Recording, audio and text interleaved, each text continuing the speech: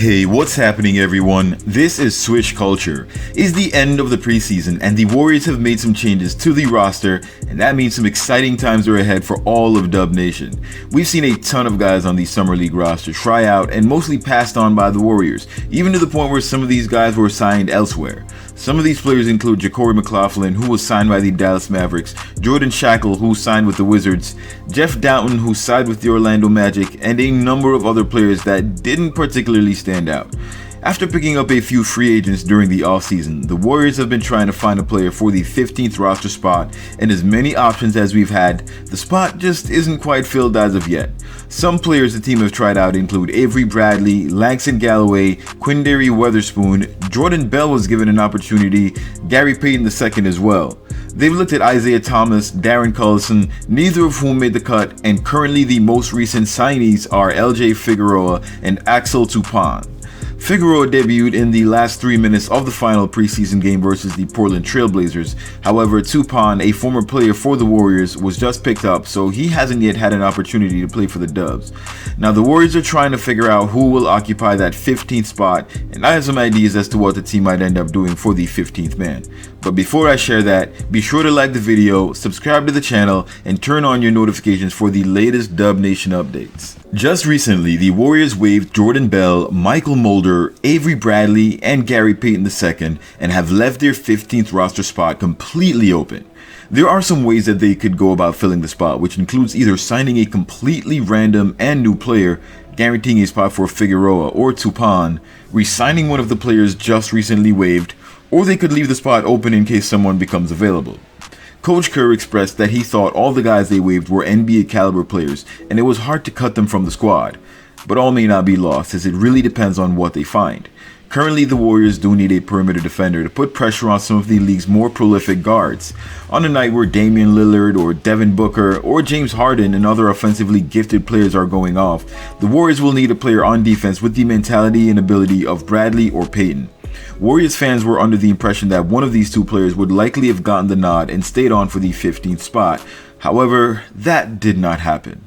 The team will likely go into the regular season with a vacancy.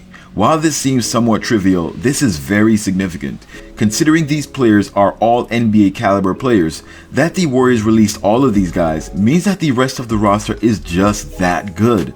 Something we've been saying on Swish Culture since these guys were picked up. It is really that difficult to make this squad, and it speaks to the skill level of the guys currently signed. Now, regarding the two current signees, both players are interesting. While Figueroa averaged 14 points and 6 rebounds, he doesn't really get his teammates involved and shot only 65% from the free throw line throughout his college career, with only a slight, if negligible, improvement during his 1 year at Oregon. This means he's a player who needs the ball in his hands to be successful and would succeed more so in an isolation type situation. The problem is that the team already has a number of ball handlers, and an ISO scorer might just get in the way of Jordan Poole doing what he does best. Figueroa does have potential, as he managed to get 1.8 steals per game over the duration of his college career, so the Warriors are likely looking to see how he performs in that role as a 3-and-D guard. His 3-point shooting hasn't been bad, but if he can hone in and focus on his catch and shoot threes and maintain consistency, that would allow him to have a role on the Warriors. Currently, the holdup on both Bradley and Payton are that they don't have the ability to consistently punish defenders that leave them open on the line. So for the Warriors, if Figueroa could excel in that role as a defender, having the size at 6'6" and a 7-foot wingspan, the Warriors will have struck gold. Axel, on the other hand, played for the Warriors last year and stayed with the team for 15 days before getting cut at the end of the preseason. After getting cut, however, he did play for the Santa Cruz Warriors before getting picked up by the Milwaukee Bucks on their way to a championship. During his stint in the G League, Toupane averaged 17.9 points, 8 rebounds, 3.3 assists, and 1.7 steals in 32 minutes. He also shot 38.6% from 3, and overall 54% from the floor, and at 6'7", he's got good size to play an athletic wing, possibly in the mold of a Jeremy Grant type of player.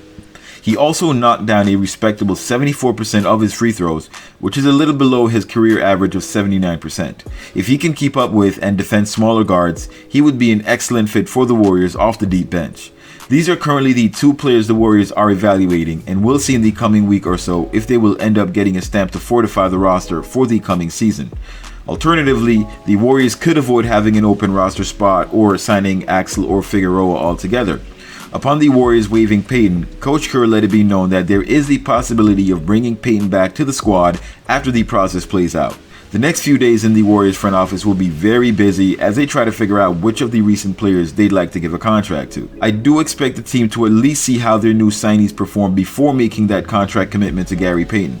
Considering the amount of time he spent with the team, he would be the most logical solution if the team wasn't wowed by Avery Bradley. His familiarity allows him to more easily fit in and offers the Warriors much less of a ramp-up time than they'd have with anyone else. If you're looking for the team to guarantee that 15th spot to Mulder, well, you might as well add that to the list of things that are very unlikely to happen. Mulder's contract was never guaranteed because, while he did great in preseason games as well as his 10-day contracts, as I'll admit he had me fooled initially, his performances didn't really increase the Warriors' chances of winning. He's been a bit of a sore spot as a lot of fans think he should be a part of the team, but a lot of fanalists, like myself, have seen enough to know that a player that doesn't improve your win percentage, regardless of how great he might look at times, isn't a player that should be receiving a contract. The truth is, however, that another team, having seen him play as well as he did in a few games, for example the Pelicans, or maybe even the Hornets, might be intrigued enough to give him an opportunity. I do see such a scenario playing out, so Mulder will likely have a team sign him before the end of the first week of regular season basketball. The Charlotte Hornets are in a ton of trouble after some preseason performances led to questions on whether the team is better than they were last year, and after having picked up Kelly Oubre Jr., they might decide to give Mulder an opportunity. For a player like LaMelo Ball and a franchise like the Hornets with much lower expectations than the Warriors, it could be a great landing spot for Mulder. Let me know in the comments below, who do you think the Warriors should sign with that 15th roster spot? Don't forget to like the video, subscribe to the channel, and tap that notification bell for more Swish Culture content. Till next time, swish. Word, I'm a player, the real slayer. I don't give a prayer, man. A naysayer. I block so hard, sweetie get served. Call me Lonzo Ball, bitches get swerved. Usually I don't get down with these girls, but tonight it's so much.